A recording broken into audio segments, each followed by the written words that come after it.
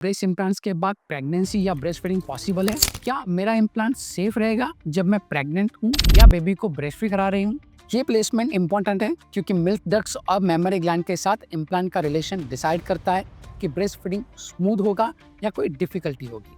Capsular contracture या pocket tightness के case में माइनर ऑब्स्ट्रक्शन हो सकता है। प्रेगनेंसी और लैक्टेशन आपके इम्प्लांट्स को अफेक्ट कर सकते हैं। सो अगर आप प्रेग्नेंट हो या प्लानिंग कर रही हो, इम्प्लांट्स आपके ब्रेस्ट फीडिंग जर्नी को रिस्ट्रिक्ट। अक्सर वुमन मुझसे पूछती हैं, डॉक्टर ब्रेस्ट इम्प्लांट्स के बाद प्रेगनेंसी या ब्रेस्ट फीडिंग पॉसिबल है, या फिर क्या मेरा इम्प्लांट सेफ रहेगा जब मैं प्रेग्नेंट हूँ या बेबी को ब्रेस्ट फीड करा रही हूँ? ये कन्फ्यूजन बिल्कुल ही नेचुरल है, स्पेशली जब इंटरनेट पर कॉन्फ्लिक्टिंग इंफॉर्मेशन मिल जाती है।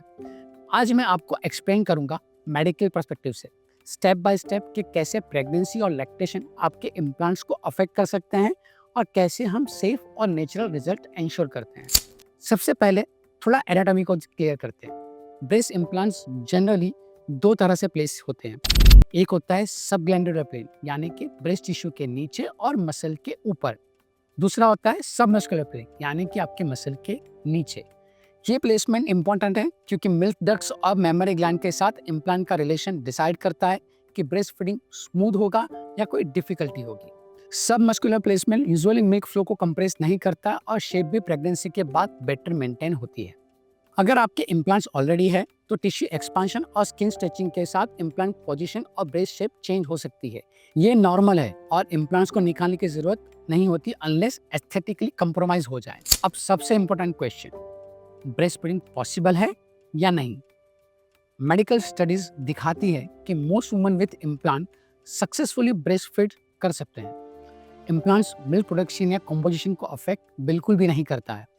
मिल्क सेफ्टी भी एश्योर्ड है। Model silicone cohesive gel implants या सलाइन इम्प्लांट्स मिल्क में ट्रांसफर नहीं होते हैं। अगर इम्प्लांट सबमस्कुलर है, डक्ट्स और ग्लैंड कंप्रेस नहीं हो रहे हैं और ब्रेस्ट फीडिंग नेचुरली हो सकती है। कभी कभी वुमन रिपोर्ट करती है माइल्ड डिस्कम्फर्ट या एंगोजमेंट, जो यूजुअली टिश्यू स्ट्रेचिंग की वजह से हो सकता है, इम्प्लांट की वजह से बिल्कुल भी नहीं।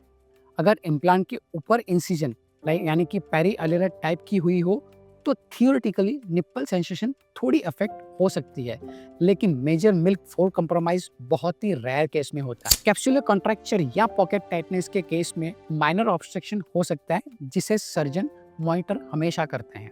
प्रेगनेंसी और ब्रेस्ट फीडिंग के बाद ब्रेस्ट सेगिंग यानी कि टोसिस हो सकता है। अगर पेशेंट चाहे तो रिविजन सर्जरी जैसे ब्रेस्ट लिफ्ट यानी कि मास्टरपेक्सी, माइनर इम्प्लांट रिपोजिशन या साइज एडजस्टमेंट कंसीडर कर सकती है। सर्जिकल प्लानिंग में हम हमेशा एनाटॉमी, टिश्यू इलास्टिसिटी और पेशेंट गोल्स का कंसीडर करते हैं। मॉडर्न इम्प्लांट्स का लाइफ स्पैन 10 से 15 ईयर्स तक होता है और प्रेगनेंसी के बाद भी जनरली सेफ रहते हैं। रेगुलर फॉलोअप्स इंपॉर्टेंट होते हैं to detect any silent rupture, capsular change और कॉस्मेटिक कंसर्न्स। मिल्क प्रोडक्शन का या इन्फेंट हेल्थ पर इम्प्लांट का कोई नेगेटिव इफेक्ट आज तक नहीं देखा गया। सो अगर आप प्रेग्नेंट हो या प्लानिंग कर रही हो, इम्प्लांट्स आपके ब्रेस्ट फीडिंग जर्नी को रिस्ट्रिक्ट नहीं करते हैं, लेकिन थोड़ा प्लानिंग और मॉनिटरिंग से आप अपने एस्थेटिक गोल्स और मदरहुड दोनों मैनेज कर सकते हैं। सो बॉटम लाइन ये है कि ब्रेस्ट इम्प्लांट प्रेगनेंसी और ब्रेस्ट फीडिंग के साथ कंपेटिबल होती है।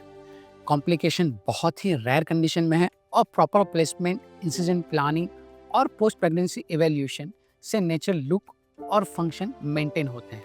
अगर आपको डाउट है कि आपके इम्प्लांट के साथ से प्रेगनेंसी और लैक्टेशन कैसे होगा, कंसल्टेशन करना बेस्ट स्टेप है। अगर ये वीडियो आपके डाउट्स क्लियर कर रहा है, इसे लाइक और शेयर करें और अपने क्वेश्चन कमेंट में लिखें।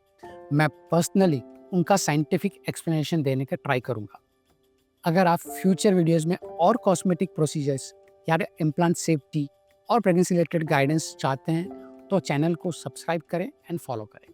रिमेंबर, इन्फॉर्म डिसीजन ही आपकी हेल्थ और कॉन्फिडेंस के लिए सबसे इम्पॉर्टेंट है।